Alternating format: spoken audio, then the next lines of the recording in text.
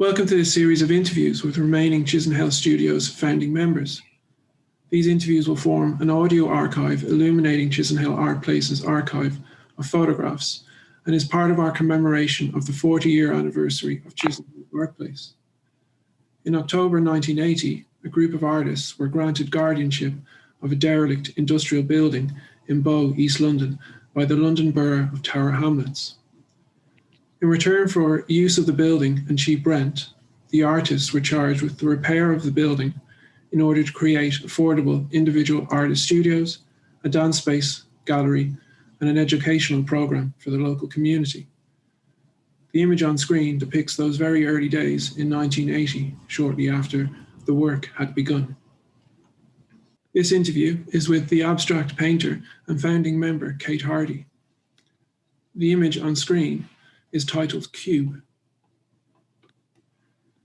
Kate is a founding member of Chisenhale Art Place. She completed her foundation diploma at City and Guilds Art School in 1976. She studied for her BA Honours degree in Fine Art Painting at St. Martin's School of Art in 1979. Kate then went on to study in the US, studying for an MFA in printmaking and an MA in drawing at the University of Michigan School of Art between 1989 and 1992. Kate has exhibited work in over 100 group and solo shows since 1980. Currently, she lectures at City and Lit, as well as working freelance as an artist educator, working with young people, children, adults, and disenfranchised learners from the local Bow community area and the world. Kate is a committed member of Chisenhale Art Place and serves both on the Artist Advisory Committee and the Chisenhale Board.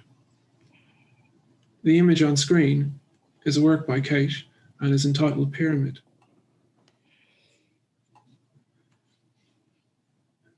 Kate has very kindly selected 3 images from the Chisenhale archive to discuss her memories of the early days of Chisenhale Art Place. The first of them is an image depicting Kate in her completed studio. Do you know what year the photograph was taken, and can you remember it being taken? Hi, David. Yes, I imagine, I'm pretty sure that it would be 81, just after the studio shell, but the shells of the studios were finished and we moved into our studios because it looks pretty new. And also I remember there was a photographer that came round taking photos of all of us very shortly after we moved into our studios. So yeah, it would be, I think the summer 1981, but it could be 82. I don't know really. It looks like I've got the floor painted white. I don't think I did that straight away. It could be 82. I don't know. So that's me in studio number 29. When we started doing the building work, we all did a couple of days a week work, and we all started off building down on the first floor. I think, to my recollection, we built the corridors on the first floor before we did anything else. And I think the third floor was the last bricklaying to be completed, the last breeze blocks to be completed.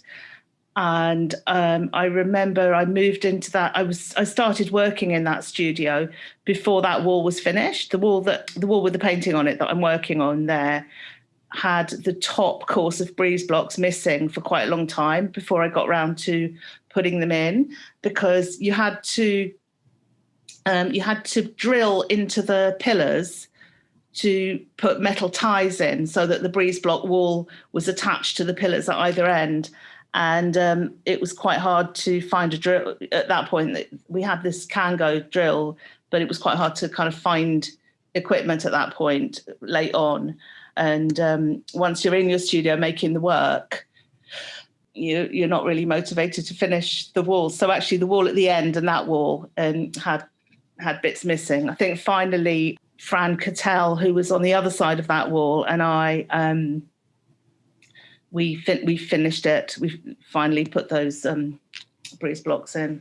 The other wall, I built the wall on the other side that you can't see. was built by me and John Page, also quite late on. We used to talk to each other through the wall while in our studios. So that's about about when that photograph was taken, sure. And do you remember it actually being taken? Yeah, I do, because Maggie came up with somebody and she said, oh, this is somebody, they're a photographer, and they're going around the building taking photos of everyone.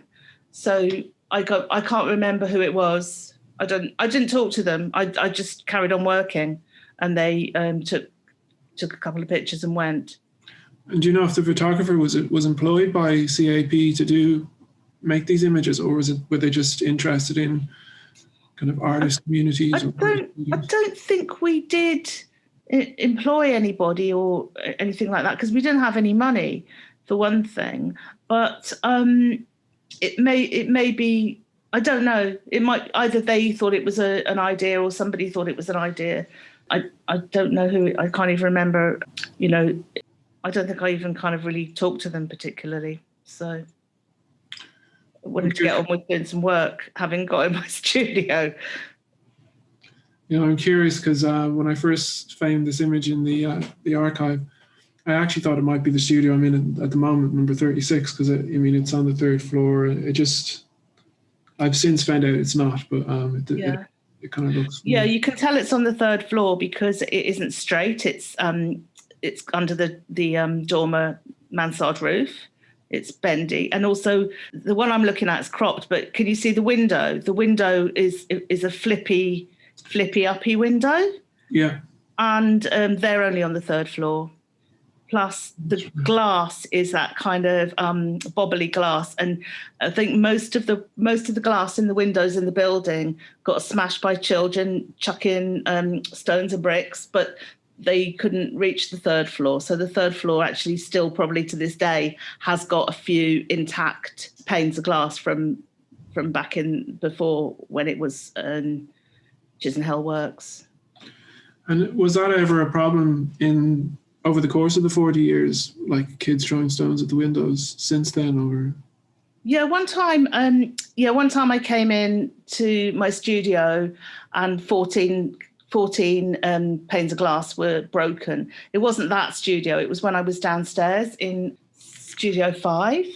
And so I went out and collected all what happened is they'd paved the corner of the road in front of the school with these engineer's blue bricks, and they'd left loads of bits there. So I just went and collected all the bits of brick that the road people had left behind and took them and threw them away. So after that, they didn't throw any more stones.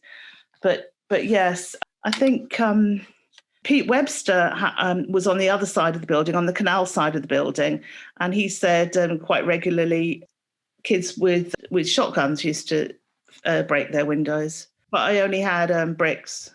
But it was really boring mending the windows because it was like you had to get all the glass out, you had to chip all the putty out, and then put the new glass in. It's just really fiddly, and you always cut yourself. And at the beginning, we did a lot of taking out broken panes of glass and putting in new panes of glass. It was one of the first things we had to do to make the building watertight. And it was a real pain to do. I actually quite liked building the breeze block walls because it was just quite a nice thing to do. You mix the cement, you trowel the cement onto the breeze blocks, and then you squidge the breeze blocks down onto the cement, onto the mortar. It was just a really satisfying thing to do. And because the breeze blocks are so big, the wall does grow quite fast. So I think, I can't really remember really, but you do like a couple of courses of block work in a day among all the other things you were doing that day. So these bricks on the wall that you're looking at in this picture, they were 4-inch wide breeze blocks, and they were the ones that divided all the studios. And then the ones that in the corridor that divided the studios from the corridor are 6-inch breeze blocks. So they protect from fire for longer than the ones in between the studios. So they're quite, and also they're light. It's quite nice building breeze block walls. I mean, they're only kind of light relatively. When we were carrying them up the stairs, they didn't feel terribly light. But you did carry 3 at a time. Wow. Yeah. I imagine because building breeze block walls, you can you feel like you're making progress because you can physically see it happen in front of you. Whereas when you're replacing broken bits of glass, I imagine that it's it all kind of blurs into one, really. Yeah, and you cut yourself. Yeah. Because breeze blocks are more gentle. Yeah. You've been in a number of different studios in the building, but you've always had a studio in Chisenhale. So I was wondering if you could tell us a little bit about what having a studio in Chisenhale Art Place has meant to you over the past 40 years. Yeah, well, it's certainly a kind of fixed point in my life where other things change, and then I've still got that. So at a certain point, I went and did, I went as a teaching assistant to University of Michigan and did some postgraduate courses. And at that time, we weren't allowed to sublet our studio for more than 6 months. So I used to go to America for 6 months and then come back again, and then stay for a month or two and then go back again to do a bit more of my MA. Because so even though I was doing an MA other side of the world, I still had to kind of look after my studio. It was still like my base, sublet it to various people. So it's meant it's kind of a bit like a place where you leave your brain, that you can go in there and start working immediately and put it down, pick it up when you come back, and then you go out into the rest of the world, and that's whatever it is. But whenever you go back into your studio, that's your place where it's all about you and making your work. And that's brilliant because not everybody's got that. If everybody did have that, there wouldn't be any crime or mental illness. But anyway, I consider myself incredibly fortunate to have always had that work situation. And I've been in, so I was in Studio 29 to start with, which was quite a big studio. I think I got it, I didn't know which studio I was getting. There was a guy who, he's in the cricket photographs that are coming up, Rod Stewart. Rod Springett.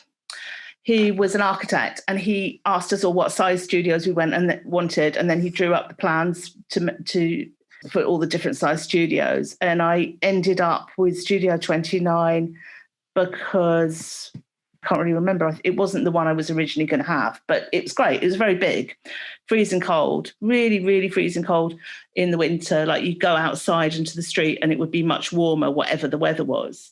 Apart from in the summer, it was boiling, and there were quite a lot of leaks, water dripping through in those days. So then after 10 years, I moved downstairs to Studio 5 because it got a bit expensive, to be honest, to have a really big studio. And the smaller studio had the same amount of walls, they're just a little bit closer together. So, and then now I'm in Studio 4, which was Pete Lewis's studio, who Pete was another founding member who we all used to go and have a cup of tea in his studio. It was quite a nice big studio, it's a nice shape, as you know. And we all used to go and meet in there and have cups of tea. And Kerry Trengove and Pete and I used to go every Wednesday. We used to go have a cup of tea and do the pools in his studio. So I kind of like being in that studio now because it's Pete's, really. The one that was originally mine, 29, doesn't really exist anymore. It's split into two little studios. So I kind of like, the originalness of the one that I'm in now, perhaps. It's interesting because when I was going through the archive material, I actually came across some kind of plans of studio spaces on graph paper, and one of them is yours, and it has your name written on it. Oh right, and which one is it? You don't know. I can't remember off the top of my head, but there's definitely a plan for your studio in the archive boxes. Yeah, I think I was going to have one, and then it kind of wrapped round the lift shaft, and it wasn't originally going to wrap round the lift shaft. I think that might be the one that Nicholas Johnson's in at the moment.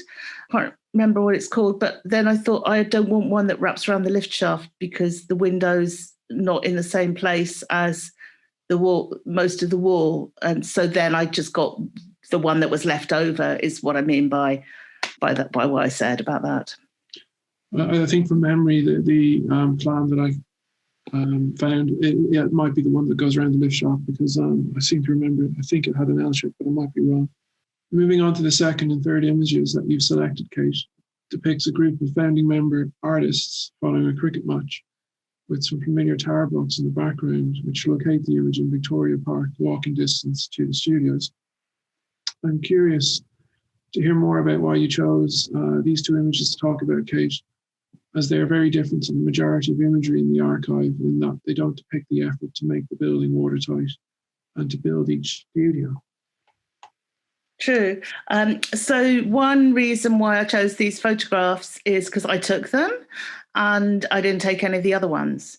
So I went along to this. So we used to go to the pub after a day in the studio often. I mean, even when we had our studios built, we often used to all go for a drink. And I believe it was one of those times in the pub that somebody, I really don't know who, suggested that we do have a cricket match, artists versus dancers. And so we arranged to have this cricket match and show up in Victoria Park on the Sunday. And what can I say? There were more artists than dancers. And so the one photo that's got the little boy in the front, that's Peter Webster's son. Sorry, forgotten his name. That's the dance team. So include and that's also, that dog is Titch, and he was Kerry's dog, and Kerry's the one with his foot on the football, Kerry Trengove. And next to him, on the left of Kerry, is Dennis Beer. So they're both artists.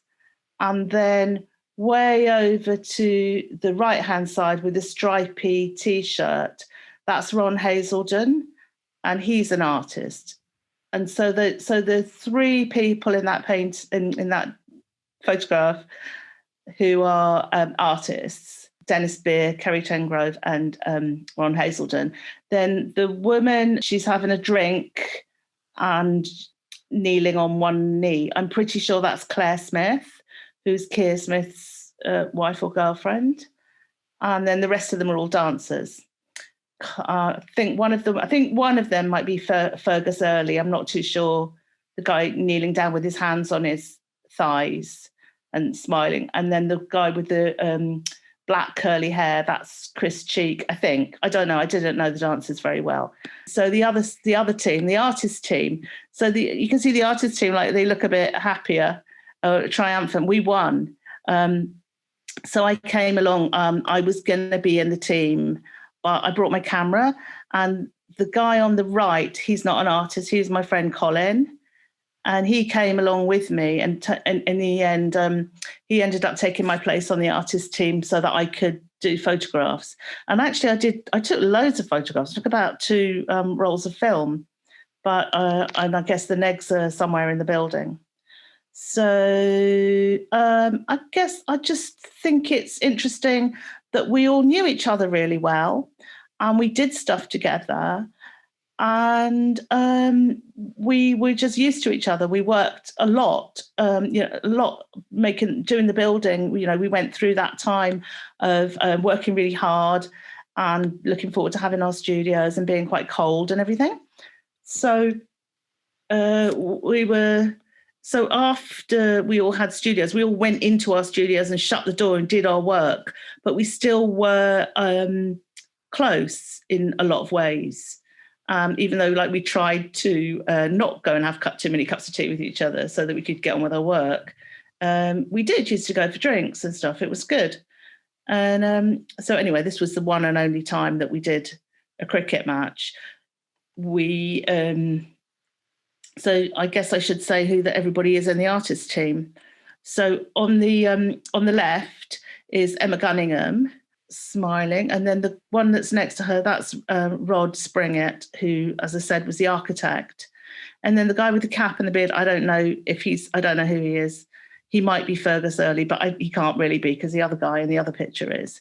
And then there's John Fuller, and then sitting down, Richard Wilson and John George, and then standing up behind Richard Wilson, that's Vince Milne, Peter Webster, Keir Smith, Richard Swift, Trish Austin, and then that's Colin Harvey, who wasn't an artist, but all the rest of them were artists, apart from Rod, who's an architect, and the guy I don't know.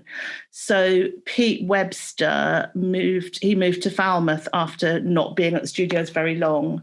I think I should say about Richard Wilson that he's kneeling down with a cricket bat, and he actually was brilliant to start with with the building work, because he was a totally pretty kind of workaholic, hyperactive builder, and he got us all doing it, and he got us all doing the building, and he was a huge motivational force. And the first day that we did the building, he got somebody to come teach us how to do bricklaying, and with plumb line strings and everything. So we all started on day one. Boom, we knew how to do brickwork. Block work, and then obviously so Richard had the studio, which is currently occupied by Amicum Torrin. He went in there, and he went in there quite quickly, and you never saw him again. He put a big sign on his door saying "No tools for loan," and he did he did talk to you, but fair enough, he sort of worked flat out for a long time to get his studio. So the rest of us were, I think, a little bit more relaxed about it. Like I said, and had holes in our studio walls for a long time. So in the picture, I guess, so there's four of us. Well, I'm not in the picture, I took the picture. But so John Fuller, John George, Vincent Milne. So three of them plus me. That's four. That's four of the people that were there that day are still here, still at Chisenhale, and everybody else is not, unfortunately, or have moved on to do other things. And John George is the man with the cricket bat, and I imagine the scorebook. Is that correct? I don't know what that is he's holding. I suppose. The scorebook. And that brings me to another question I was going to ask you is, do you know what the score was of the match? I know you said the artist won, but... Yeah, no, I'm terribly sorry. I've got absolutely no idea, but all I know is we won. So, yeah, I would have liked to have played, actually. I don't know if we would have won if I had, but there you go. I wonder if I'll have to ask John George if he does have that score sheet, because it would be quite interesting to see. You never know. You might. And in terms of the other founding members, so that's John George kneeling down in the front, and then behind him, slightly to the left, as I look at the image, is a gentleman holding a cricket bat with, I think it looks like some gloves on top of it, or a stump. Is that Vincent? Yes, it is, yeah. And then the gentleman in the background to the left of him holding a bat, that's John Fuller. Yep. Yeah, okay. Correct. Excellent. And then, I just noticed Richard Wilson, he's got a children's cricket bat, hasn't he? Yeah, I did notice that earlier on. How long was he in the, you said once he kind of got his studio, once he'd helped kind of start everything off and get his studio kind of built, he put that sign in his door. Was he at the studios for long, or? I don't remember really. I know he was around for a couple of years at least. And he was doing, I know it was the days when he was doing Bo Gamelin, and because I went out over to what used to be called Rosewell Road Stadium, which is now Mile End Stadium. I went over there to see Bo Gamelin performing one time, and he was doing stuff in that studio. I remember he was doing stuff in that studio with fire. So he did these brilliant smoke drawings on the wall. So I guess he was there long enough to do some work, and then I don't know what happened. I don't really know. I mean, I think he just got an opportunity for a better studio or a bigger studio or something like that, and went off. William Rayburn made a film for Acme a couple of years ago, and Richard's in there talking about the beginning of Chisenhale Studios. So that's I haven't committed that to memory though. So he might say in William's film about what happened next to him. But having spent a whole year really doing building work, most people didn't go off in too much of a hurry because of having invested all that time. Really, you wanted to stay and get into using your studio. Really, many of the founder members stay for a really long time, and then I guess there's about I don't know how many there are of us left. It was 7, but there's a couple moved on recently. Was there? I believe my understanding is that there are 7 at the moment. But at the moment, yeah. So out of 36, 40 years ago, I think it was 36 of us. I've got that number from somewhere, but other people would say 40, so I don't know. I think from what I've gathered from these conversations I've been having with founding members, I think a lot of there were some studios that were quite large that at the beginning that have since been turned into 2 or 3 studios. I think at the beginning there wasn't any sharing exactly, apart from there was one studio on the 3rd floor that was Kathy Mullineff and Lucy Crowley. They specifically were sharing that, and then so, as you say, some of the big ones have become smaller because of it's not as cheap as it was, obviously. Do you mind if I ask you a bit more about, because everybody I've spoken to has spoken very warmly about the sense of community that there was. And I understand that, if you engage in kind of activities over a period of time with a group of people, that will kind of cement relationships and develop that sense of community. But from what I can gather, that sense of community, it exists, but in a different form, in a very different form now. And I wonder if you could say a bit more about how that kind of sense of community changed over the course of the past 40 years or so, from where we were at the beginning to where we are now. Yeah, I think it's interesting because at the beginning we were we were of varying ages. I think I was probably one of the youngest people, and then other people had been at Butler's Wharf for quite some years. So, but generally speaking, we were all kind of in the same place at the same time. We'd all come there, got our studios. So mentally, we were not dissimilar. I think many of us had teaching jobs. Like for instance, for Hackney adult education or local education places in the community, and also London colleges, obviously. So we had a huge amount in common. So there was a closeness that came from the shared experience of making the studios, and also so there were people like for instance, they were quite motivating people. I mentioned Richard Wilson was a huge building motivator, and then Trish Austin, she was quite good at organising people to have parties and stuff, and she organised. Her sister lived in Boston, and she organised a artist exchange with Fort Point Artist Studios in Boston, and some of the artists did an exchange that was funded that Trish organised. I can't remember who they were. John Fuller and Malcolm Jones definitely were. And then I did do that. I didn't do it, the funded one. I just wrote to the artists there and said, "Oh, does anybody want to just do a swap?" And there wasn't any. And I did do an exchange with somebody called Jean Kane. Yeah, and then I've also mentioned like Kerry was quite. He was always like, would go for a drink with you at the drop of a hat. Pete Lewis would always had like the kettle on. So there was certain people that had certain roles. But then also we did at a certain point started to do community education work. And so we got together, because we've always been an educational charity, and we've always been, one of our things has always been really, really wanting to make stuff happen and make creativity happen locally. So that was a thing, starting up the education program. That was a brilliant thing. Who was the driving force behind the education?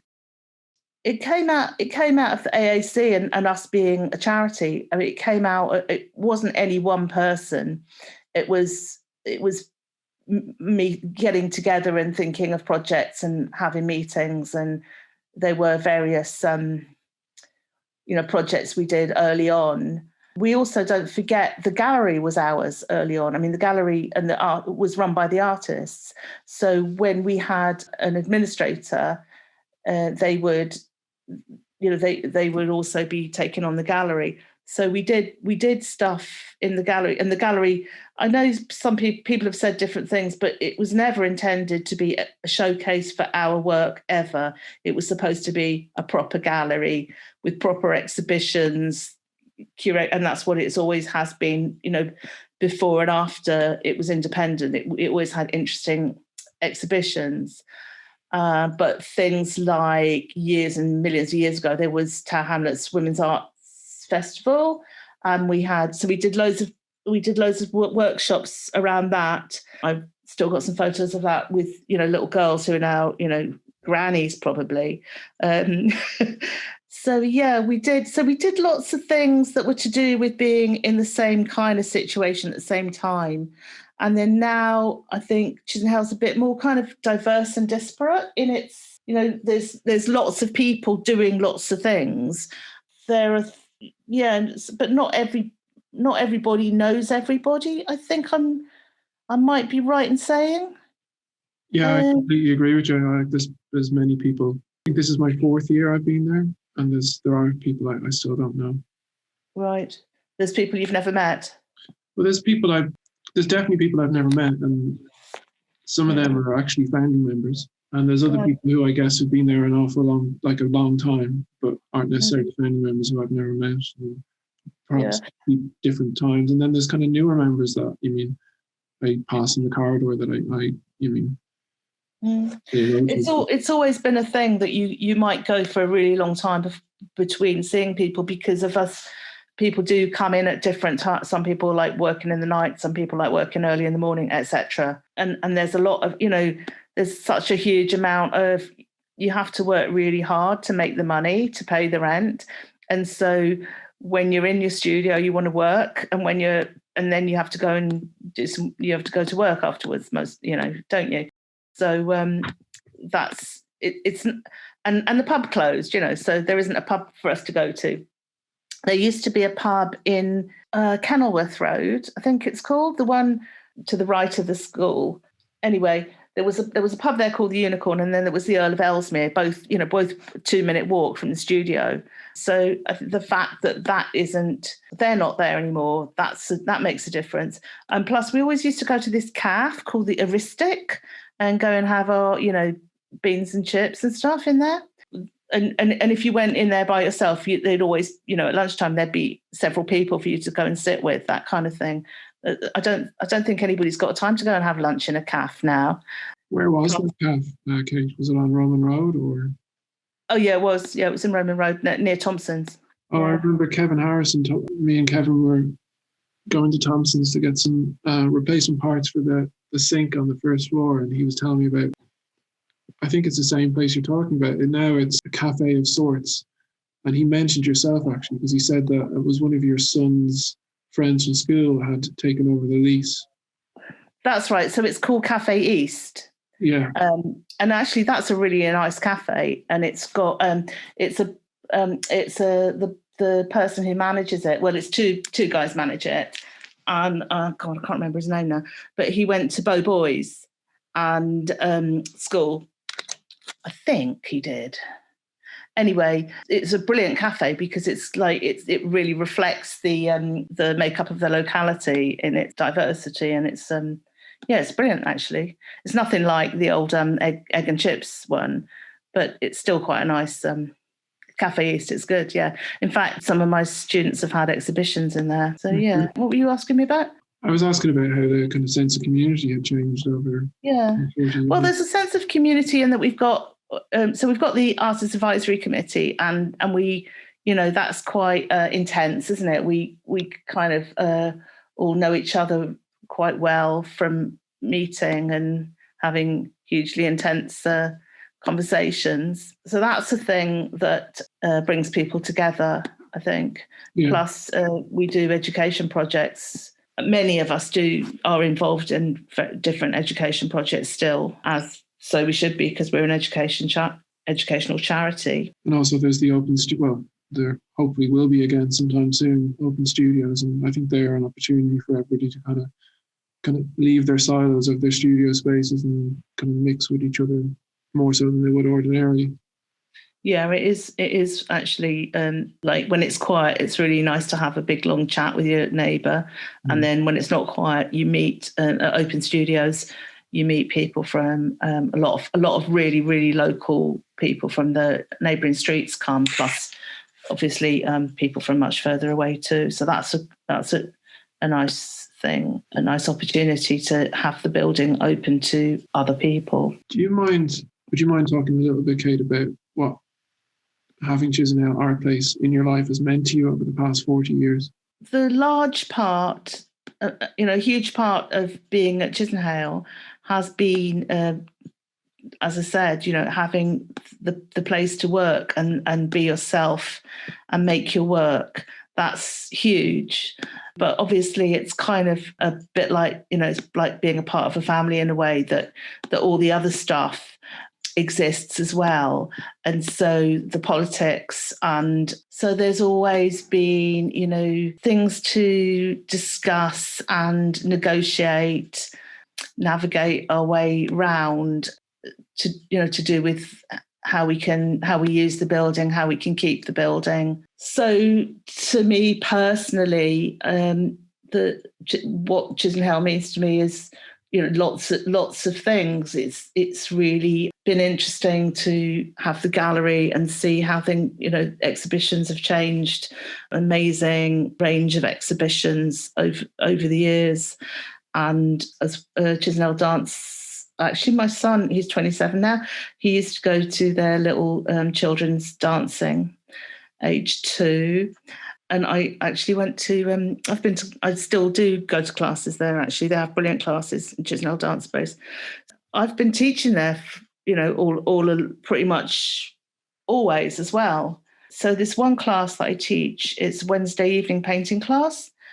And I think must have been teaching it for at least 15 years. So some of the people, there's a couple of people that come to it who've been coming for 15 years, and they live in Ellesmere Road and Kenilworth Road. They're, right close abouts.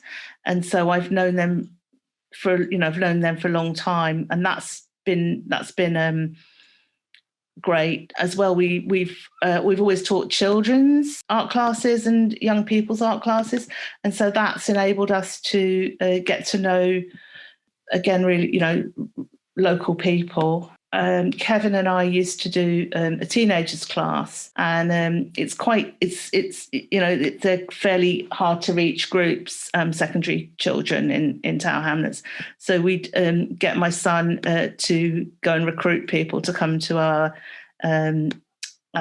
teenagers class, and so there's people that we know because of running that class and fundraising for that class for 5 years. That have changed our lives, and we've changed their lives. Like one little boy, I won't say about him, but actually, yeah, I mean, he went to art college, which he after having come to me, mine and Kevin's art group, which he definitely wouldn't have done without that. I mean, other people have gone to art college who are much more sort of obvious candidates in their middle classness, but we do have people that we're really proud of having transformed their creativity really, and through our education program. Yeah, so a lot of that's a big thing. So the last 40 years have been really embedded in not just making work and having a career as an artist, but actively working with the local community and encouraging creativity in the Bow area. Yep, sure. I mean, like a lot of being an artist is solitary studio practice, and so I think that obviously goes really hand in hand with education, because that's a place where you can show growth that's not just on your own. A lot of artists would say the same thing, that they've got a lot out of being in the community and vice versa. So, yeah. Excellent, Kate. Thank you very much.